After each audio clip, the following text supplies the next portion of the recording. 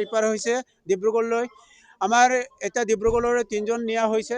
এই ডিব্ৰুগড়লৈ নিয়াবিলাকক মানে এতিয়া সংকটজনক হৈছে, এইকাৰণে ডিব্ৰুগড়লৈ ৰিপাৰ কৰা হৈছে। অৰুণাচলৰ 10-12জন মানুহ। আমি ভাবিছোঁ চবে বন্দুক লৈ আহিছে, তেনেকুৱা চিনাকি নহয় আমাৰ, কিন্তু আমি ভাবিছোঁ আমি ইহঁতক এনে আমি ওচৰ চুবুৰীয়া হিচাপে লগ বাগ কৰি তাকো সদায় আমি নামাৰিব বুলি ভাবিছোঁ। আমাৰতো ভাই ভাতৃৰ নিচিনাকৈ চলি আছিলোঁ, ককাই ভাই নিচিনাকৈ চলি আছোঁ, কিন্তু এতিয়া আমি ভাবিছোঁ যে ইহঁতে ডাইৰেক্ট ওপৰৰ পৰা নিশ্চয় প্ৰশাসনৰ পৰা হাত থকাৰ কাৰণে বা গভৰ্ণমেণ্টৰ পৰা লিংক থকাৰ কাৰণে আমাক মানে গুলি শ্বুট কৰিব পাৰিছে বুলি আমি অনুমান কৰিছোঁ। 11জন মানুহৰ ইঞ্জুৰি হৈছে, তাৰে 4জন অলপ গুৰুতৰভাৱে আহত হোৱাৰ কাৰণে তেওঁলোকক আমি ডিব্ৰুগড় মেডিকেল কলেজলৈ পঠিয়াই দিছোঁ আৰু তেওঁলোকক ডিব্ৰুগড়ত ভৰ্তি হ'বলৈ আমি ইয়াৰ পৰাই ব্যৱস্থা কৰি দিছোঁ। বাকী 7জনৰ গুলি লাগিছে যদিও ইমান মেজৰ নহয়, আমি ইয়াতে তেওঁলোকক চিকিৎসা কৰিম বুলি ৰাখি থৈছোঁ। 4জন ডিব্ৰুগড়লৈ পঠিয়াইছোঁ। 4জনৰ এজনৰ গুলি লাগিছে চকুত, এজনৰ আপোনাৰ গালত, এজনৰ পেটত আৰু এজনৰ কঁকালত।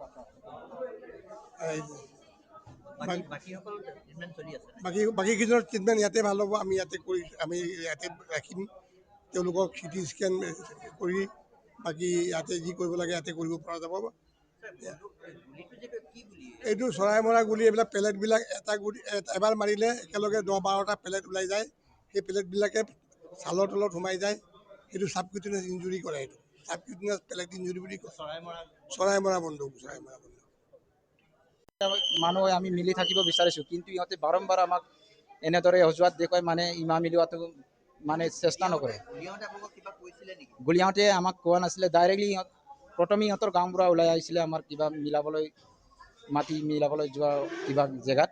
তেতিয়া ইহঁতে ডাইৰেক্ট দম দিছে, ইয়াত মিলাবলৈ একো কিবা নাই, য'ৰ পৰা আমি কুটি ফুটিছোঁ মানে তাৰ পৰাই আমি ল'ম এনেকৈ। নমস্কাৰ, মই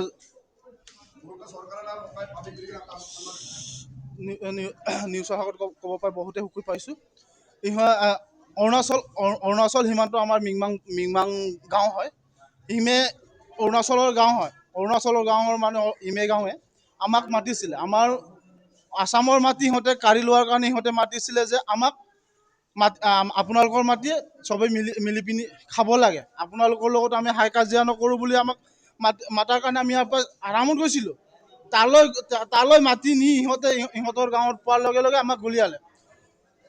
প্ৰথমে মোক গুলিয়াইছে, তাৰপিছত ছেকেণ্ডত ইয়াক গুলিয়াইছে।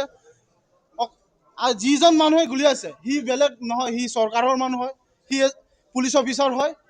সি পুলিচ অফিচাৰ হয়, সি উমাং অমলে কেতিয়াও সি এইটো কাম কৰিব নালাগিছিলে। অৰুণাচলী পুলিচ, সি অৰুণাচলৰ পুলিচ অফিচাৰ হয়। আমাৰ ইয়াত এতিয়া 18জন আহিছে আৰু মানুহ আহি আছে। 18জন এতিয়া 18জন চিৰিয়াছ হোৱাৰ কাৰণে আহিছে আৰু মানুহ আহিছে। ইহঁতে আমাৰ অসমৰ মাটি কাঢ়ি লৈছে। অসমৰ মাটি কাঢ়ি লওঁতে ইহঁতক আমি কৈছিলোঁ যে আপোনালোকে অসমৰ মাটি কিয় কাঢ়িছে। এনেকৈ কওঁতে ইহঁতে মিলাম, আপোনালোকে চিন্তা নকৰিব, গুচি আমাৰ ইয়াতে মিলাম বুলি কোৱাৰ কাৰণে আমি গৈছিলোঁ। ইহঁতে তালৈ পোৱাৰ লগে লগে আমাক গুলিয়ালে।